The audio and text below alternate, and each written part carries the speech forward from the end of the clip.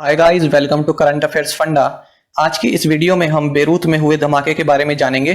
कुछ important locations भी discuss करेंगे जो आपके स्टैटिक जीके पार्ट को कवर करेगी। अंत तक साथ में बने रहना। मेरा नाम है अभिषेक शर्मा। शुरू करते हैं इस सेशन को।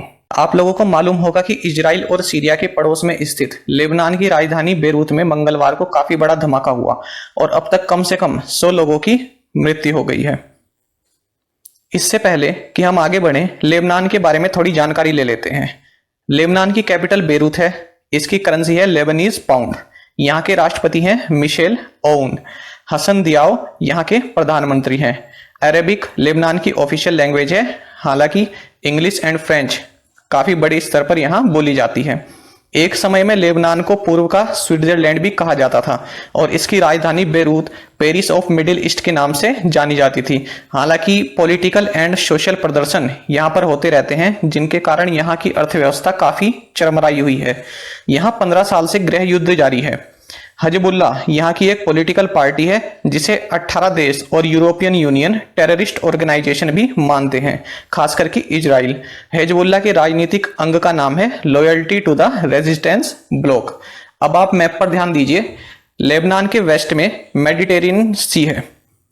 इसी के बीच में आप साइप्रस कंट्री भी देख सकते हैं। राजधानी मेडिटेरेनियन सी के वेस्ट कोस्ट पर लोकेटेड है। सीरिया जिसकी राजधानी डेमेस्कस एंड इजराइल जिसकी राजधानी जेरूसलम है, लेबनान से सीमा साझा करते हैं। माउंट हेरमोन जो कि मैप में आप देख पा रहे होंगे, ये सीरिया एंड लेबनान के बीच का बॉर्डर है। ज्यादातर हिस्सा हालांकि सीरिया में स्थित है।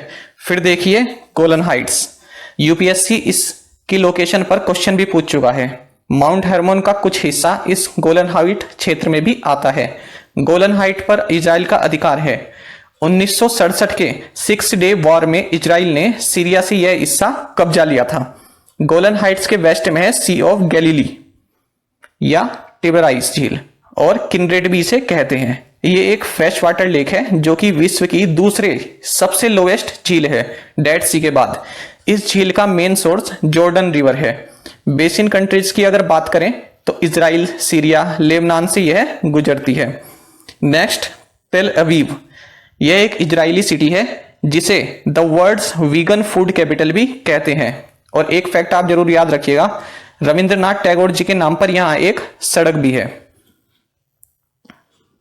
अब देखते हैं कि यह बेरूत में एक्सप्लोजन किस कारणों से हुआ।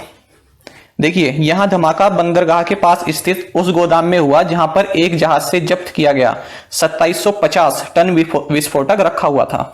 कुछ रिपोर्ट्स के मुताबिक बेरूत में हुए विस्फोटक की तीव्रता हिरोशिमा पर किए गए परमाणु बम विस्फोट के 5वें हिस्से के बराबर थी। तो आप सोच सकते हैं कि कितनी ज्यादा तीव्रता इस विस्फोट की रही होगी। अगर लेबनान सरकार की माने तो 2750 टन अमोनियम नाइट्रेट 2014 से ही इस बंदरगाह पर एक जहाज से जब्त करके रखा हुआ था। धमाका इतना बड़ा था कि करीब 200 किलोमीटर दूर तक इसकी आवाज सुनाई दी।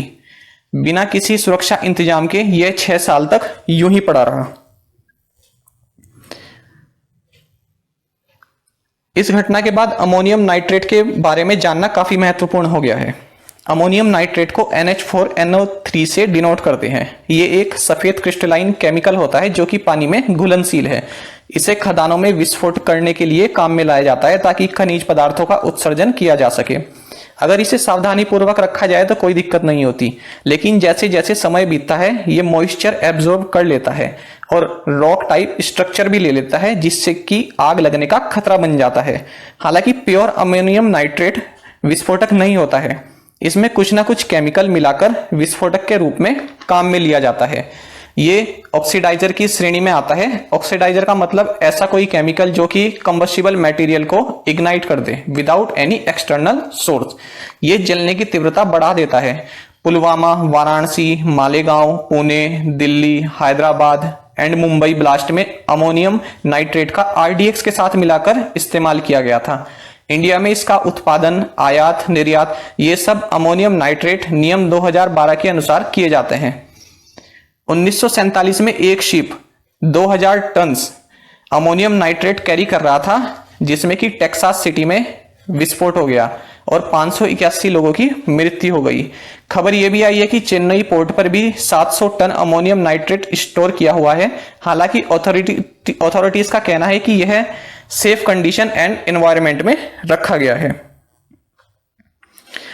Where and how will Beirut begin its recovery? इस ब्लास्ट का बेरूत पर क्या प्रभाव पड़ा है और आने वाले समय में पड़ेगा? देखिए, इस पोर्ट पर अनाज के टैंक भी बने हुए थे जिनमें अनाज को भंडार किया जाता है। 85% अनाज भंडार नष्ट हो चुका है, तो जाहिर सी बात है खाने की दिक्कत लोगों को होने वाली है। इस पोर्ट पर लेबनान का 60% आयात होता है। अब ये आयात भी कुछ समय के लिए बाधित रहेगा, जिससे 80% वीट सप्लाई प्रभावित होगी, जो कि ये पोर्ट हैंडल करता है। मॉनेटरी इकोनॉमिक क्राइसिस इस कंट्री में कई सालों से चल रहा है। लगभग 3 लाख लोगों के अस्थायी रूप से बेघर होने की संभावना है। यहाँ 35% लोग बेरोजगार हैं। आधी से ज्यादा जनसंख्या गरीबी रेखा के नीचे है। इस पूरी लोकेशन को फिर से रिबिल्ड करने में लगभग $5 बिलियन खर्च आने की संभावना है। तो ये सभी जानकारी आपके लिए इंपॉर्टेंट है। आप देखते हैं इसी लेक्चर से जुड़ा एक असाइनमेंट जो कि आपको कमेंट बॉक्स में आंसर करना है। Consider the following statements regarding ammonium nitrate. It is classified as an oxidiser under the United Nations classification of dangerous goods. There is no rule specified in India for its production, sales and usages. Choose the correct statement और statements using the codes given below. 1 only, 2 only, both A and B, none of the above। इस question का answer आप comment box में जरूर कीजिएगा। हमारी daily current affairs series भी चल रही है, जिसे आप रोज सुबह 8 बजे current affairs MCQs with proper explanation देख सकते हैं। इसी तरह की जानकारियां हासिल करते रहने के लिए हमारे चैनल करंट अफेयर्स फंडा को सब्सक्राइब कीजिए। Thank you guys.